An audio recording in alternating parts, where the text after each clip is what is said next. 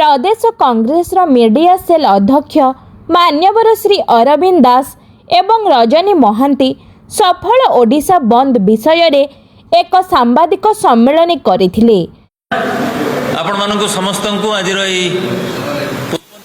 सांबादिक सम्मेलन को स्वागत करुच्ची। मो मीडिया सेल अध्यक्ष अरविंद दास एवं मोर साथी सहयोगी बंधु श्रीयुक्त रजनी महांती से उपस्थित अच्छा। आज आपण पीसीसी तरफ राज्यवासी को धन्यवाद जनवाई आम डाकी थिलु एवं भविष्य कार्यपंथा विषय रे आलोचना थिला। आपण माननकु जेते धन्यवाद जनइले मध्य कम हबो।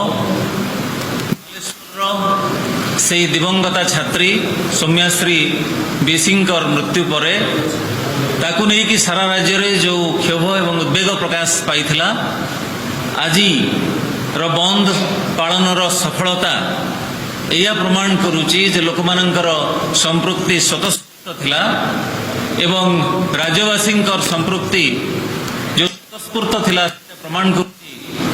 जो व्यवस्थित हत्याकांड होईची ता विरुद्ध रे समस्ते स्वर उत्तोलन करिसंती राज्यवासी एवं सेथि पई ए जो बंद पालन को प्रस्तुत करबा पई आगुरु जेते थर बैठक हेची आपण माने सहयोग करिसंती। ए प्रसंग रे गणमाध्यम हमको बहुत सहयोग करिसंती। मिलित विरोधी दल जो 8टा दल को नेकी गठित कांग्रेस नेतृत्व रे तार 2 थर पूर्णांग सांबादिक सम्मेलन मध्य आहूत होइतिला एवं आज आपण माननको भविष्य कार्यपंथा जणाई दिया जाई थांता आपण मानक जरिया रे राज्यवासी को। तेबे एपर्यंत से कार्यटी सरी नाही। प्रस्तुति बैठक चलीची। आसंता काली सकाळे आउ गोटे बड़ प्रस्तुति बैठक हबो।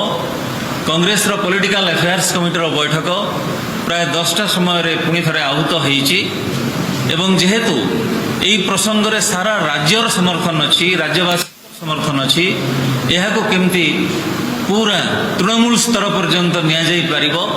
हमर जहाँ जहाँ दाबी अछि न्यायिक तदंत आमर दाबी।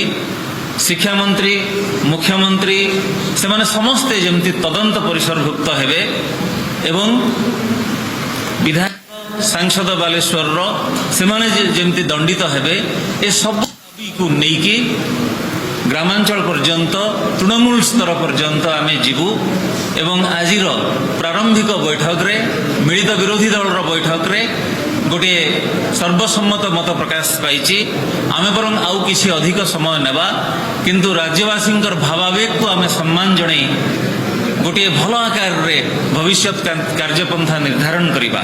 सेथि पई जहाँ मु आपण मानकु सूचना देली आसंता काली पूर्वाह्न रे कांग्रेस रो पॉलिटिकल अफेयर्स कमिटी बैठक बसिबो एवं किछि समय परे कांग्रेस नेतृत्व अर्थात पीसीसी सभापति श्रीयुक्त भक्तचरण दास कांग्रेस को प्रतिनिधित्व करिवे एवं अन्य 7टी वामपंथी एवं समभावापन्न धर्मनिरपेक्ष दल बसी एकाठी आलोचना करिकी तापरे आपणको मध्याह्न 1 बेले आसंता काली पूर्णांग भाव में आपण माननकु डाकी सबु कथा जणाइबे। सेथि पई आपण माननकु आज जो आमे डाकी थिलु किंतु पूरा वार्ता देई पारलु नाही। सेथि पई आमे दुखित क्षमा प्रार्थना करूछु किंतु राज्यवासींकर एई स्वार्थ जेहेतु एथिरे जड़ित रहिछि मु भाबुछि आपण माने सेटा को बुझी परिबे एवं आसंता काली पुनी थरे हमकु समय देबे।